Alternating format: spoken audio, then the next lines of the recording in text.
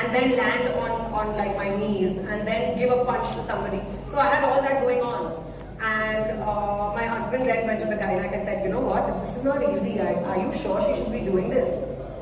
Of course, the gynaec had her reservations, and then eventually I had my reservations as well, and so I had to back out and say no to the film, which I'm very happy about now in hindsight. I prioritized my health, I prioritized my well-being over that particular film, and I think it worked for me. I think in the first trimester, that was, now looking back, was the right thing to do. You know, it's amazing how Kajal said this, and I always feel like it all works out for good in the future. Absolutely. When you look back, you will have no regrets if you just followed your heart. And I must say that, you know, when I follow your instinct also. Yes, absolutely. Especially with babies, I think that's what we all develop as moms, right? Like we've all become so innate and in tune with our instincts, and that's what's most important. Absolutely. I remember when I asked her the question about did you go with a black book each time, and I remember that I used to do that with my gynaec and my pediatrician, and he actually gave me the idea, Mansi, why don't you start a blog, because all the mothers will read it and I will not have to answer those questions, and that actually gave birth to Kids Talk Press, so I'm very happy in hindsight Perfect. that I actually did that. More power to you. Thank you. How do you perceive the myriad of emotions that, you know, women often experience, right? I mean, so many of us today, we've left our kids behind. And so how do you experience those emotions, and what goes through your head while you were pregnant and even now? You know, it's very interesting that you say that we are nurturers, because I have had this belief ever since. I do feel, even though I'm a working mom, and I do experience mom guilt at every single step of my life. So much so that I'm guilty right now, sitting right here, that oh my God, what's my baby doing behind my back in Hyderabad? But having said that, yes, we are primary caregivers, and I'm extremely proud of the fact that we are primary caregivers. I'm extremely proud of the fact that we are nurturers, and we always will be that number one figure in our child's life. I do not believe in this entire concept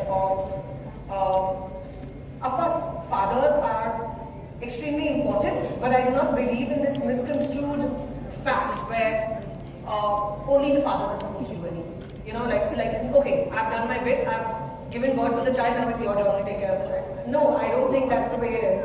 Because in a child's life, from a child's perspective, I'm extremely happy that we are, as women, being able to strike that balance.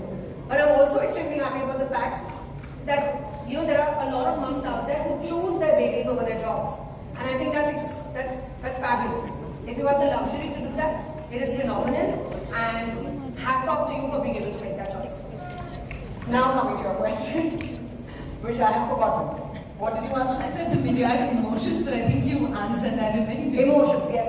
So I went through an entire plethora of emotions. I still do on a regular basis. I remember when I just resumed work, I was 3 months postpartum, and it was very early on for me to jump back into the bandwagon. I used to literally cry every morning when I had to leave my 3-month-old baby. I used to call up my sister, or I used to call up my husband, and I used to cry. And I used to be like, oh my God, I don't know why I'm doing this. Is this the right thing for me to do? Is this going to affect my child in any way? Will I not have a bond with my child? I went through an entire gamut of emotions. And only to realize that it's okay. You know, it's okay to leave my child for brief periods of time. And I still am extremely communicative. I still tell him that, hey, listen, now of course he's at an age where he understands. But right from day one, I used to tell him, hey, Mama has to go to work. Mama's going to be back. And there was this very special thing that I tell my child till date, and now he kind of relates to it because he's heard it since the day he was born, which is that there's a string attached from my heart to your heart. So if you miss me, pull the string, and I'll do the same. So sweet. That is really so sweet. Devi, how did you confirm the pregnancy? Like, did you take multiple tests? Were you nervous? Who did you share the news with first? To be honest, I did not take multiple tests because there was really no need. I genuinely, and this is not a sales pitch, guys, I genuinely used Prega News. I wasn't even endorsing the brand back then.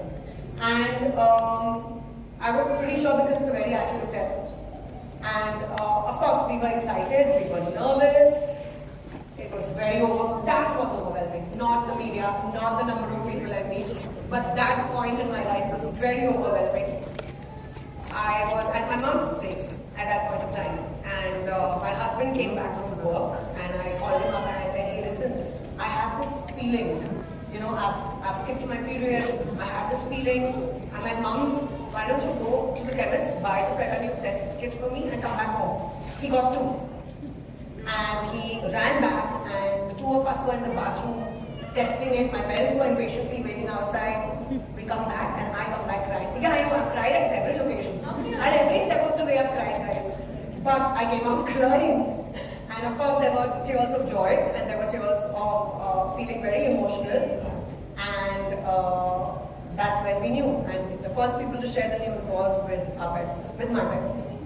That's amazing. I think that moment is just one moment that you probably never just forget. Oh yeah, of course. And there's a little story that I'd like to share. We broke it to my in-laws in a very cute way. Tell us about that. So we told my in-laws, I actually wrote a letter from their future grandchild to them. And we have this tradition where we go to their place for Sunday lunch, and the entire family gathers there, my sister-in-law, my parent-in-laws. And we gave them the letter, and we said that, hey, we met your friend and he asked us to give this to you. So my in-laws were surprised. They were like, okay, which friend did you guys meet, and how, where, etc. We were like, oh, we'll share the details later, but first read the letter. So they opened the letter and they started crying as well. Obviously, that's not a surprise. And we wrote in the letter that, hey, Dadu, Dadi, I'm coming soon, and I can't wait to meet you guys. And this is the date of my arrival, the tentative date of my arrival. I haven't heard this one before. I haven't heard anybody announce their pregnancy so personally. It was really good. They were very touched. It was such a good old handwritten letters is yes. Obviously the sweetest. Tell me, when you spoke of, you just knew that you were pregnant and you had this feeling. Did you use an ovulation kit as well to know, okay, what are those dates which you plan? I am really happy that Prega News has launched this new ovulation kit, because when I got pregnant, I wasn't aware of the kit.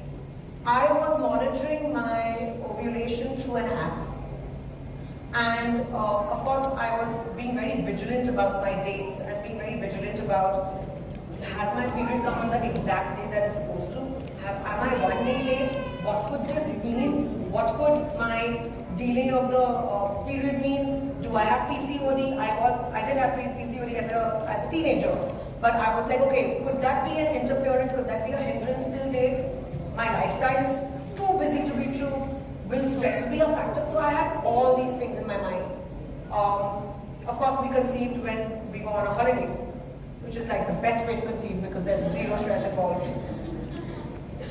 So yes, I used an app, but I'm very happy that there's a kit now which can actually help you with something like that. Amazing. Tell me, when you just mentioned about, you have stressful work hours, life is chaotic, it's not very scheduled. How do you make sure that post the child, and of course for every phase, you're maintaining health for yourself and you're prioritizing yourself as well? I think that's quite a necessity, don't you think? After becoming moms, we have to ensure that we are healthy for the sake of our child. That becomes a priority very automatically. I have been extremely health conscious from day one, like ever since I can remember. I guess it also is because of the kind of job that I do, but it is a priority for me ever since. And after having Neil, I gravitated towards wellness, health, peace, choosing joy, choosing the most important thing, which is the ability to say no. Choosing all of these things became extremely important to me. And I think that the one thing that really helped me to maintain my immunity, maintain my strength, maintain my well-being was a dose of supplements, regular supplementation. I am a vegetarian. I do not get all the required essentials through my daily diet. Even though I went to a nutritionist and consulted the best, I still felt that there was something lacking. Supplementation filled that gap in for me.